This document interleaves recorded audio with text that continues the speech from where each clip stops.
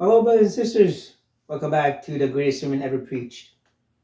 Welcome back to that moment where Jesus turns from exposing how our righteousness would never be good enough, then showing us how it could be acceptable to God.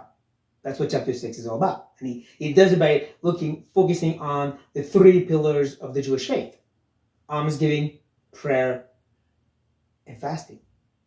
Well, we're going to move on now to prayer. Well, he has a lot to say, actually. He's going to give us a model prayer. We'll look at it next time, but not before introducing the subject in his typical way, showing us in this cyclical way of here's the wrong way, here's the consequences, here's the right way, here's the reward. But then he starts again. And doesn't do it the same way, that the circle is twisted and lopsided. He's going to show us another bad way to do it, but never tell us the consequences for it, and never tell us the right way to do it after that. But he does leave us with some truth about God, which I think becomes kind of the key, the cipher, if you will, to understand the whole teaching itself. What is he trying to show us about prayer? And I hope they show you that. So we start right away with Jesus saying, and when you pray, you must not be like the hypocrites, for they love to stand and pray in the synagogues and at the street corners, that they may be seen by others. Truly I say to you, they have received their reward. Here's why I say that we must be careful not to see Jesus' teaching as some kind of literal, don't do this, do that. As this, don't repeat, don't do it this way, but do it the other way. No, because we've seen it's never about the form with Jesus, right? Even in chapter 5, it's never about the form, not just about the act of murder, it's about the intentions of the heart. Anger. Same thing here. The intention will be what matters. But I digress. Don't just focus on the outward thing. Because when he's saying that those who stand up and pray in the religious places like the synagogue or the church, well, if he's not saying that that's an evil way to pray. Those who are doing that are sinning. That's wrong. No, because he explains again, they love to be seen by men. That's the thing. It's not just about standing up and praying out loud. It's about the fact they love to be seen by men. They're hypocrites, actors. They put on the religious garb. Look how spiritual I am. Listen to my fancy prayers. How many verses I cite. I'm amazing. That's what they want. They want to be cheered by men. And that's what he says, that's their reward, once again. To be seen by men, to be applauded and praised by men. Now again, it's about the intention of the heart. So we don't start judging brothers and sisters who pray out loud in church and who have beautiful prayers. Biblically saturated prayers. Eloquent prayers. Oh, they're hypocrites. No. Because again, it's all about they love to be seen. It's the heart. You can't judge the heart. You gotta be careful about that. This is something that each have to look for themselves. That's why he says, when you pray, not when others pray, pay attention to them. No, it's when you pray. Don't be like them. Don't have that kind of heart that just wants to be heard and recognized and applauded and praised. Because the reward will be, again, you will get that praise, and that's it. But there's something greater you should be looking for. And that's when we turn to the other side of the cycle, the right way to pray. Well, when you pray, go into your room and shut the door and pray to your Father who is in secret. And your Father who sees in secret will reward you. Again, it's not about the form. It's not about having a prayer closet or a special room in your house, like under the stairs, hidden. Now that's spiritual. No, not about the form. It's about the disposition of the heart. They don't want to be seen by man. They want to be seen by the Father. That's what he's saying. He's saying this is about the intimacy with the Father. That sees in secrets and rewards in that secret.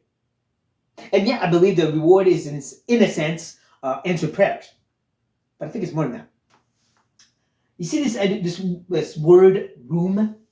In some translation, it actually says closet. It's actually a Greek word that means storeroom.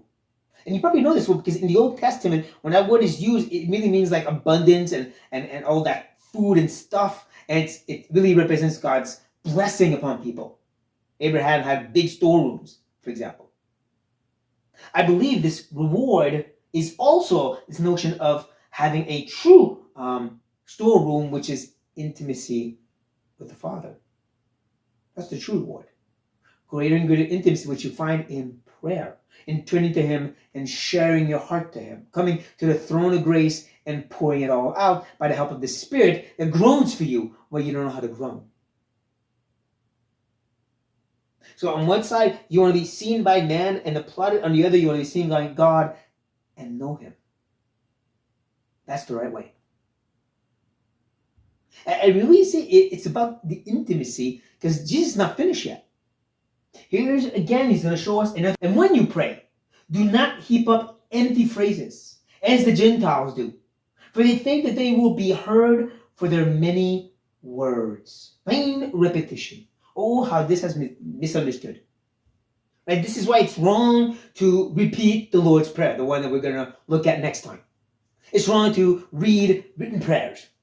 Because it says right here, it's empty repetition. Not exactly. See, the word that Jesus used, empty phrases, is actually what it literally means to babble.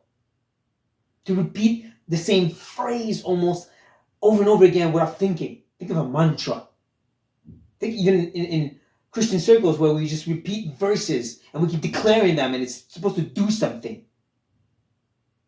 Think of the prophets of Baal at Mount Carmel against Elijah as they keep crying out, Baal, hear us, Baal, hear us, Baal, hear us. And they start cutting. That's what Jesus is getting at here. That's why He calls it being like the Gentiles. They think this repetition, this mantra you keep doing, like we see in religion. You just keep repeating that. You're going to get something out of it. There's even a sense where I would dare say that in the Catholic religion, we're going through the rosary, where you repeat the two types of prayers, the Ave Maria and the Lord's Father over the Lord's Prayer, over and over again, all through, and then you ask something. Well, that's what Jesus is getting at here, right? They think by doing that, they'll be heard, they'll get what they need, what they want. But Jesus says that's not the way it works. It's not about trying to convince God or activate something by your magical words. Do not listen to people who say you can activate something by your powerful words. This is when Jesus, again, does not tell us the consequence, and He won't tell us the right way to do it. But instead, He will tell us something very important about God. Do not be like them. For, here's the reason, your Father knows what you need before you ask Him. God already knows. So you don't have to convince Him. You don't have to expose the best arguments. You don't have to do stuff. God already knows. And it creates that whole argument of, if God knows, then why do we ask? That's when I come back to this in the cipher. It comes back to the right way to pray, which is for intimacy. To learn who God is by your prayers. So when you come to cast your cares upon Him, you learn more and more that He cares for you. You humble yourself before Him, and you wait till He raises you up when He says so. That's what Peter says. See, when Jesus tells us to ask and knock, and it will be given to you, He then continues and uses the example of human fathers saying, you guys know what to give your children. Your Heavenly Father knows too. So again, you're not knocking and trying to convince God by your repeated asking, but you're learning to say, Lord, you know what kind of bread I need, and I want to trust you. This notion that we should just be asking and fighting to get it, it just shows how we don't know what's right for us. We don't know what's good for us. God does. See, James says that in James chapter 4. You don't get because you don't ask. And you ask, you don't get because you ask wrongly to satisfy your flesh. He's saying it to Christians. Let that sink in. That's still the reality of our hearts. Again, if anybody tells you, no, you need to be saying it, and God should be giving it to you. No, you don't know what you need. You don't know what's right for you. He does. Prayer is about saying, I think this is important. This is going on in my life. This is difficult. I bring it back to you, and I trust you.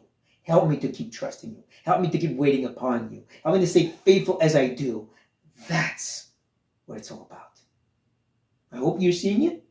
And if you read through it, and when we look at the Lord's Prayer, I think we're going to see it even more. Well, on that note, brothers and sisters, I hope this has been a blessing.